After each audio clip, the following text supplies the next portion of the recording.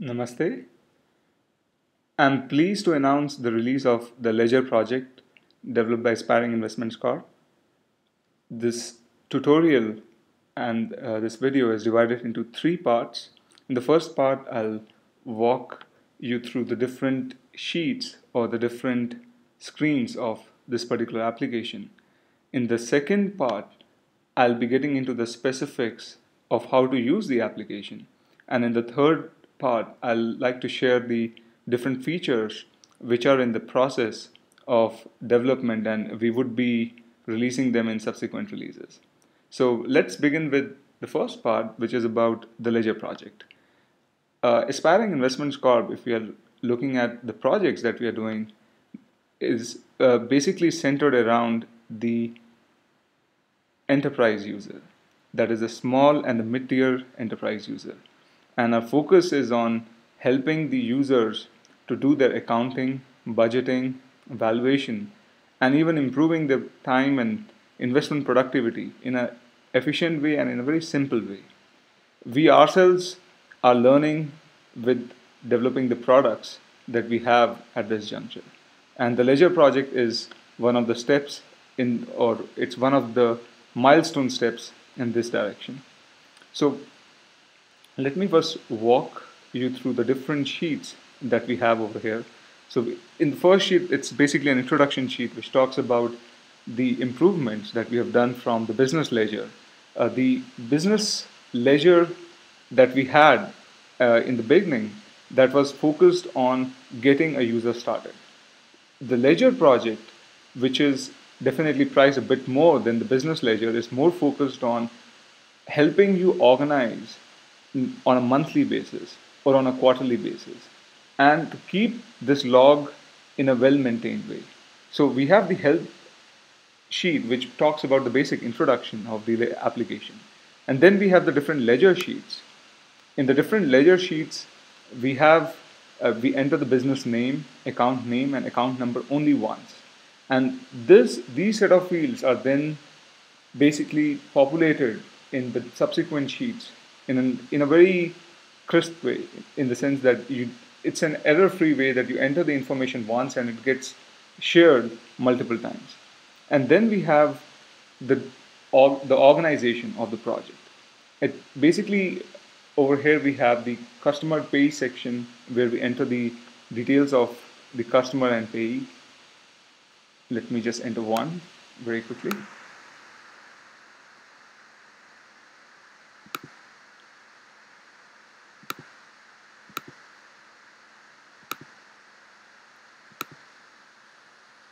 So basically, we enter the information, and this cross mark that we see is for deleting the entire information at one go. The check invoice is basically for providing the information to the person. It's like the check number and the invoice number that we provide whenever we do a transaction. The memo and description is about providing the details of the transaction, and the category is like the layout of the different kinds of things that we are doing. Like for example, if it's a maintenance based category, then we can write maintenance in the category section. If it is focused on R&D, so we can talk about the R&D category over there. The due date is the date of the transaction when it is supposed to be due, and date paid is the time when the transaction amount is being paid. And priority and slash mailed it's basically to get the user focused on the priority of the particular transaction, in the sense whether it's an important transaction or whether it can be done in regular way. And the deposit and credit that we have is for entering the deposit in case of invoices, and in case of check, the user has to withdraw the in the sense that withdraw the particular amount, the transaction amount. So let me just enter one particular entry, and one for the invoice and other for the check, to demonstrate how we are doing this. So we have the invoice number. Let me just enter it, INV1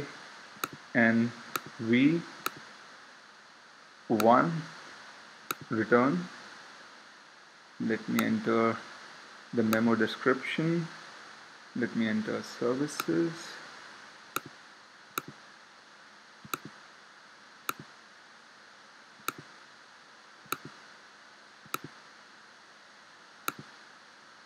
Let me enter the category finance.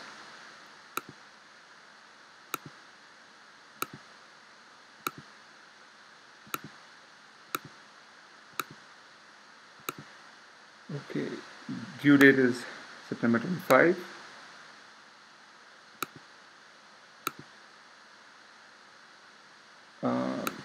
Okay, 25. And the date paid is October 31.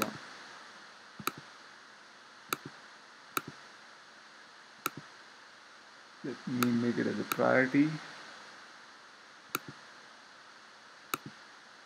Let me enter the deposit to be 7,000. So the balance shows up as 7,000.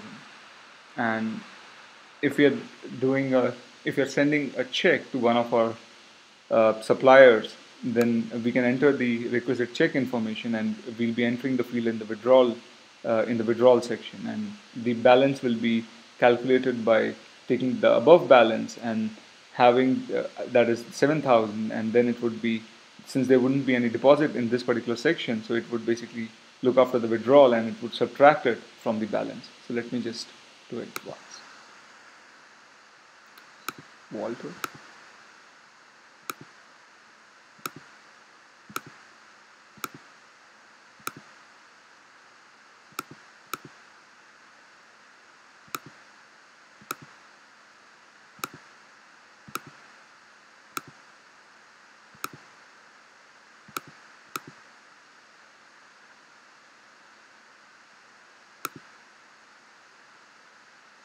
Let me write consulting. Let me write R&D.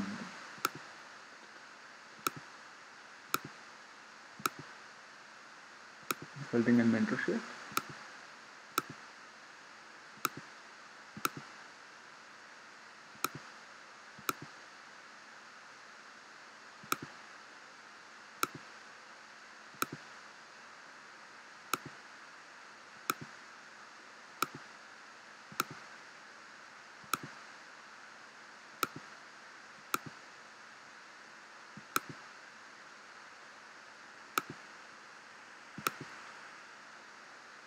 The category is R&D.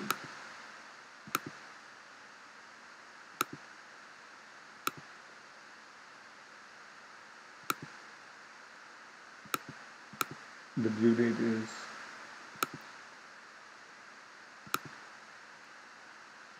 September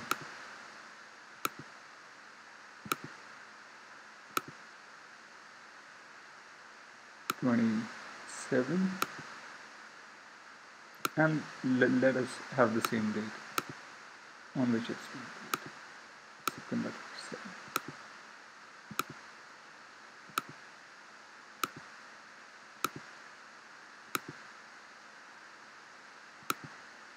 Let's keep this at a priority also. Let's withdraw 6,000.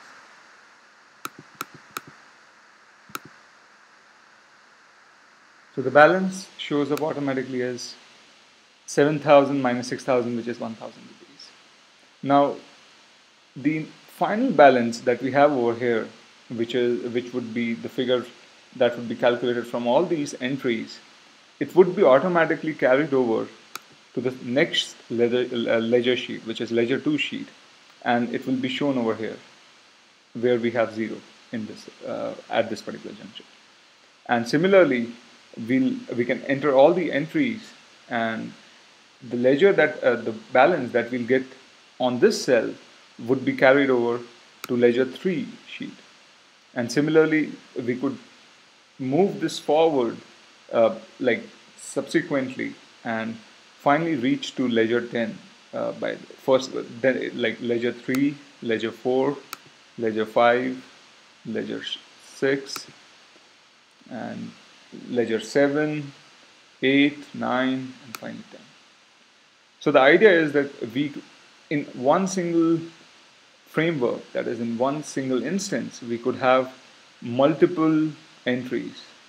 And if you look at 135 plus entries, then it could probably cover 2 months or 3 months for an enterprise. So the purpose of this particular enhancement of the project is to have the users use the ledger not just for a week time or a 2 weeks time, but to use it, like say for months.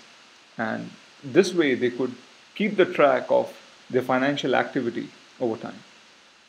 Test is for the beginning users, in the sense that if you want to try out the application and you want to see how to have, how the entries are filled, then this is a good sheet for that. And it gives an example of the of a particular company where we have the different customer and the payees, and we are entering the information and seeing how the balance gets calculated. It's pretty simple to use, and besides the regular feature of entering things, we can also email any sheet that we want. If we want to even email help, we can do that. And let me just email the test sheet, and I'll write email. I'll enter the email address, mathematical value,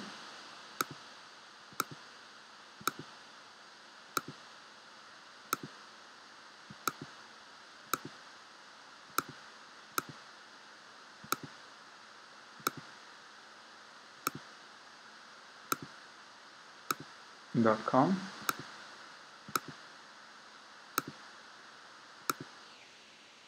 Send. So I could see, I'll be receiving this email, this particular sheet, as an email file, as an attachment in my inbox. We can save the whole instance, that is this whole workbook, in two ways. We can either save it in a password protected way, or we can save it just like another file. So if you want to save it, we'll click on File. Let me just save it as Ledger September. Generally, it is a good practice to write down the beginning date when we've started using the ledger, so that the ledger could be organized date-wise.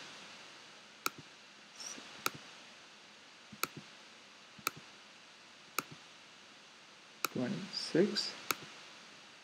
Click on Submit. Then we click on List Files. So it shows up over here. We click on Edit. So we have Ledger September 6. We saved it from the test sheet, so it starts from the test sheet. If we save it from the help sheet or any other sheet, it would basically be saved from that particular sheet. So if you want to again save, so this is one interesting thing, that if we want to reuse the same sheet or the same set of ledger again and again, for say the next year, or if we want to reuse certain pieces of it and perhaps save it under a different name, so we can do that also. Which means that if I have ledger September 26, and if I want to resave it under a different name, so I can resave it under a different name. Say perhaps if I want to save it as a password protected file, so I can save this particular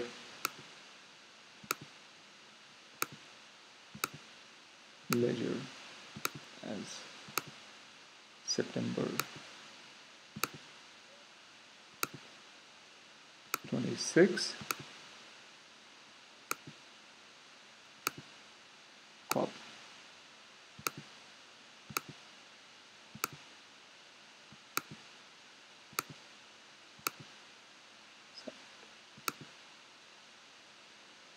Let me click on. Oh yeah, it will ask me to enter the password, which I have, which should not be left empty. So let me enter. Let me save it once again. Let me save it as ledger.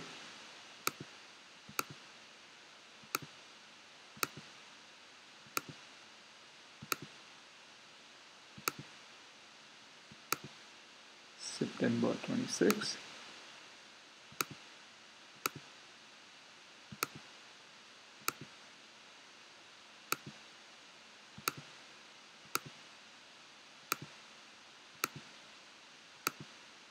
Okay, submit. It would ask me to enter the password.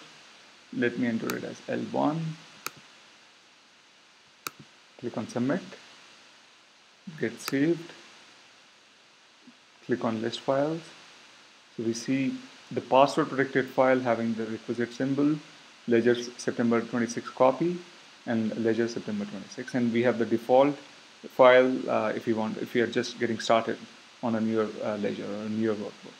So the idea is to keep the app really simple and to make it so simple that a person, when he or she is traveling or when he or she is sitting quietly or with people, I mean, in any particular scenario, you can use the application. And the idea is to have it systematic, organized, simple, and time efficient.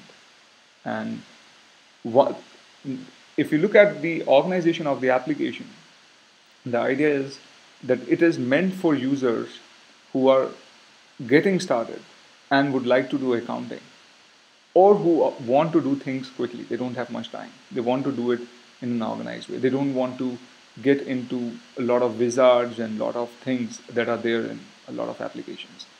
That is a good thing. Having all those things are good things. But this is basically targeted for the users who want to do things in a very simplified way. They want to see clean screens. They want to see things with the requisite details only. Now, let me just share some of the features that we are in the process of developing, or they would be a part of this particular application in the coming releases. One is that we are developing our own cloud infrastructure, where we would be able to save all these ledgers on the cloud, that is on our service, backend service. So which means that you can save it locally, or you can synchronize it with the cloud that we are developing. And it would use authentication, like our own authentication, or it could use a third-party authentication. So like one for Gmail, the other for LinkedIn, Facebook, a couple of others. The second feature is of sharing. So if you want to share the ledger with your business partner, or with your accountant, or with an advisor, then you can easily share it. The idea would be to have sharing enabled via the cloud. So these are the two features that are there in the juncture. At this particular juncture, we're in the process of developing. And we look forward to hearing your feedback. Feel free to send me an email.